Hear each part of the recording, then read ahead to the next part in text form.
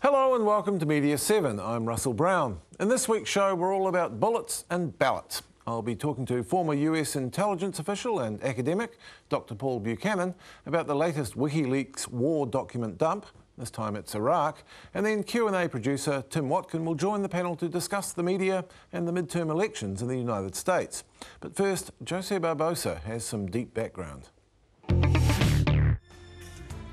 Dubbed the Iraq war logs, the latest care package from WikiLeaks is impressive. Contained within are 391,833 US Army field logs covering the period from 2004 to 2009. As with the Afghanistan leaks, a handful of media organisations were given the raw data, including The Guardian.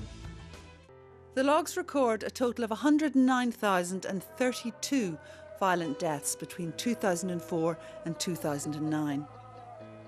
The logs state that 66,081 of those deaths were civilians. The Guardian journalists also found that American authorities had failed to investigate reports of torture and abuse by Iraqi soldiers and police. Indeed, it's claimed the coalition even had a policy of ignoring such allegations. The New York Times used the logs to highlight previously hidden incidents involving civilian deaths at the hands of private contractors for the military. The American administration's response was by now predictable. We should condemn in the most clear terms the disclosure of any classified information by individuals and organizations which puts the lives of United States and partner service members and civilians at risk.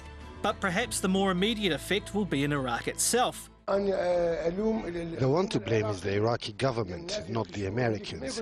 When the Abu Ghraib scandal was exposed, the American officers responsible were outed. But have we heard of any Iraqi officers being brought to justice? No.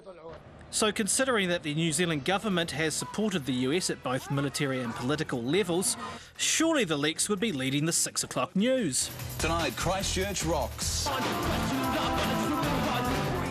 3 News did have the story at the top of the show, but only in the form of a hasty nip-and-cut CBS Wire story. Many killed by American troops, but most of them by other Iraqis. If Julian Assange's mission is to promote transparency, he's got an A for effort. But questions remain. Is complete openness, however desirable, even possible? Is WikiLeaks doing more harm than good? There are 300 plus Iraqi names that we thought were considerably exposed here because they were ones who were cooperating with us. And given what we already know about war and the things that happen to people caught in the gears of the military machine, will any of it make a difference? Paul Buchanan is with me now. Welcome, Paul. Thanks. Now, were you surprised by anything in this latest document dump from WikiLeaks? No, I wasn't. A lot of this is common knowledge and has been reported by people like Seymour Hersh. What we didn't have was the conclusive proof that particularly the American government was well aware of what others were claiming. But I think we have to understand that these leaks, as was mentioned in the report, are basically after-action reports from U.S. Army and Marine units. They're not polished intelligence. They haven't been analyzed yet. And what they reflect is the foot soldier's view of the things around him as he patrols and what have you. So a lot of it, quite frankly, didn't need to be classified.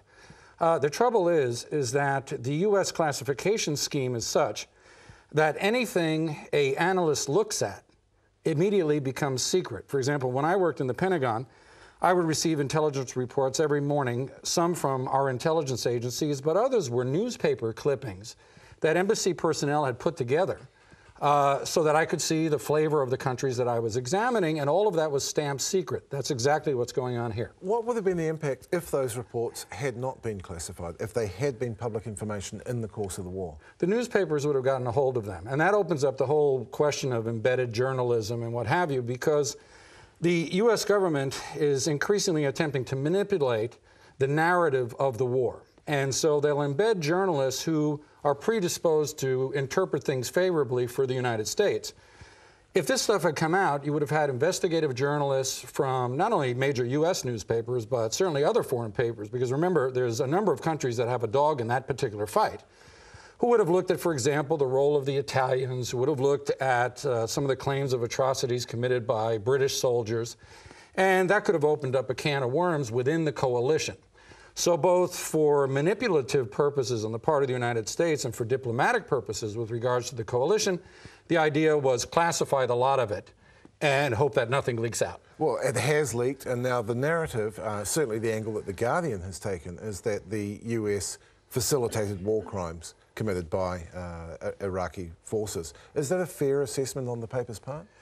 Well, it's a little more complex than that. I think that it, again, something that is quite obvious to anyone who's watched the Iraq conflict, is under the Bush administration, it is very clear that there was an institutional disposition to look the other way. We know, of course, that American troops committed various and sundry atrocities. To my mind, that's the unfortunate part of warfare. Things get blurred, people lose their minds, I mean, literally lose their minds in combat. But things changed with Obama, and I think that we have to give credit where credit is due. When President Obama came in, he removed the institutionalized sanction that allowed U.S. commanders to cast a blind eye on all sorts of misadventure and misbehavior.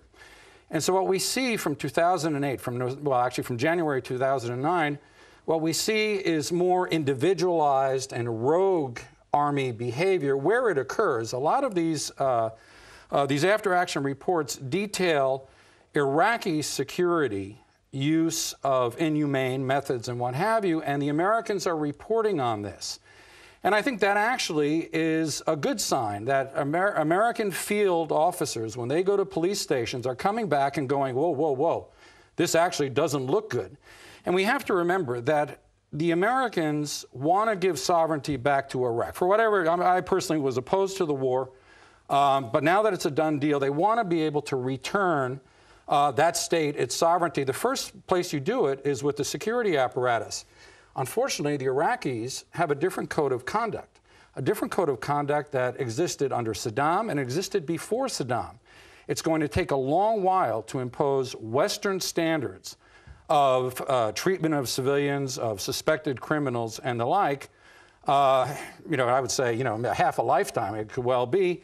And the Americans are merely reflecting that fact as of 2009, early 2009.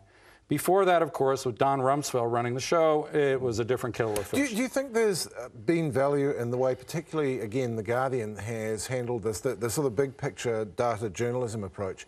That really seems to have arrived with the WikiLeaks document dumps, doesn't it? Yes, and actually, I think that we have to give credit to WikiLeaks. I think you and I have talked about this before. It's a tremendous development, I would say, in news gathering, and I think it's going to give a boost to investigative journalism after over a decade of carnival circus sideshows, some of which still lingers in the popular media. Because now they're seeing that the public actually has an interest in these very hard, one would say, edgy stories. You could say it's human nature that we like the darkness. But the fact is, people did want to know what exactly was going on, particularly given the spin of the previous administration. Remember, the Bush administration says we don't torture, we don't do these sort of things. And in fact, if they didn't do it directly, they certainly condoned it up until, again, 2008. I also wonder if people needed a picture drawn for them, which is literally what The Guardian has done. You can read pages and pages of casualty reports, but seeing an interactive map where it all happened. Do you think there's some value in that for the news consumer? I do. And I mean, I'm biased because I don't like what passes for popular media stories in this day and age. I like the harder stuff. But I think that the amount of attention that has been directed towards the WikiLeaks phenomena, and then the stories that have followed, because mind you, it's not just The Guardian and selected newspapers. Once the Italian newspapers got a hold of this, the Salvadorian newspapers, many people may not realize, but the Salvadorians were part of that so-called coalition of the willing. They looked at these things looking for involvement in unsavory activities, and that shedding of light on the whole venture has got to be good. Finally and briefly, there have been reports that there are other people involved with WikiLeaks are leaving because they're angry that Assange seems obsessed with the US. He must surely be pushing his luck in terms of his personal safety. Where does he go from here? Well, I think that for him to remain credible, and I do hear what some of his detractors are saying, I think he has to establish some balance in his reporting. There's credible reports, again, from these defectors that he's sitting on reports from Russia, from China, that have, are about malfeasance in those places. If he can start providing documentation of misbehaviors and corruption and whatnot in closed societies, then all of the criticism that comes from the United States and the UK directed towards him over these dumps will disappear, because there is a balance. Now, for him, I would simply say this. Do not leak anything over the secret level. If you do it at the secret level, you're a nuisance. If you do it at the top secret level or above, you become an enemy of the state. If you become an enemy of the state, you become expendable. And let's think of it this way. If he were to do similar dumps on Israel or Russia, then I believe his life would be in peril. Sounds ominous indeed. Thank you very much, Paul. Now, after the break, Tim Watkin comes aboard for the midterms.